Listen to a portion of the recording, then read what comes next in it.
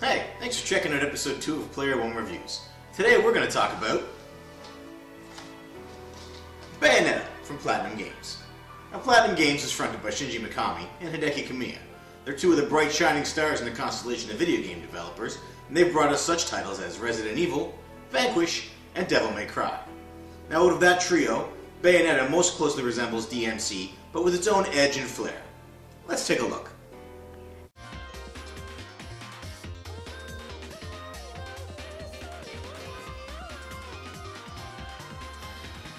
Bayonetta follows the lead character, a witch whose name is also Bayonetta, as she fights angels and tries to remember her past.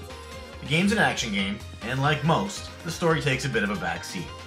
Now, this story in particular is convoluted and twisted right from the beginning. I consider myself a smart guy, and I did find myself asking the question why a lot at the early going. But it didn't take away from the enjoyment of the game, because really, when you're playing as a badass librarian with handguns for high heels and legs that go all the way up, do you really need more motivation in the form of plot twists and deep emotions? No.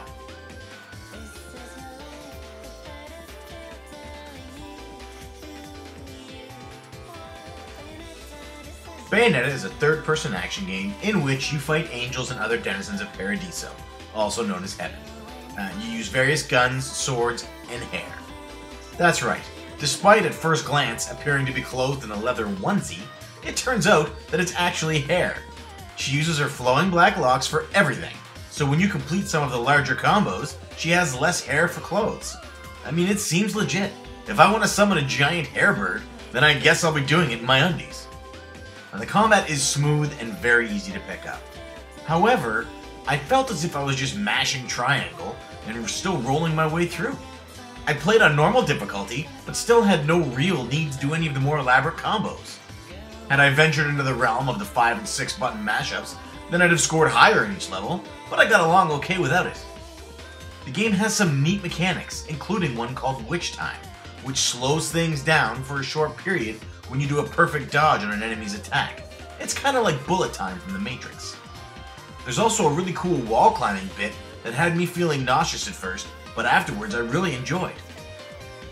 All in all, with a nice mixture of free-flow combat, some cutscenes, quick-time events, and extravagant over-the-top finishers, also known as climaxes, the gameplay would have easily been the shining point, was it not for the face roll easiness of it all.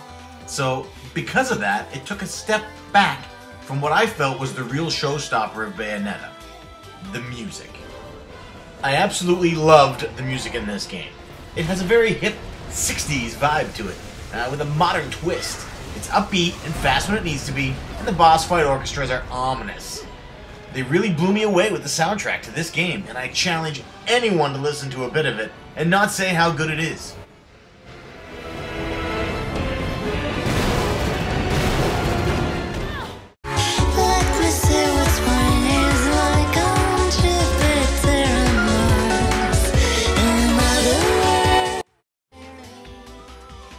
All in all, Bayonetta is a good, fun game.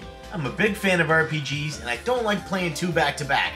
I find that when you do that, you tend to get burnt out on the second one, and you don't usually get as much out of it as you want to. So, what I try to do is fill those gaps with some action-adventure or some hack-and-slash games. Now, this title did not disappoint, and I will be very much awaiting Bayonetta 2 when it releases on the Wii U. With a fantastic soundtrack, smooth combat controls, and some very nice visuals, Bayonetta is a must for fans of the hack and slash. This has been a Cartridge Bros Player 1 review, and if you liked what you saw, please comment and subscribe, and let me know what games you'd like to see done. This is Player 1, signing off.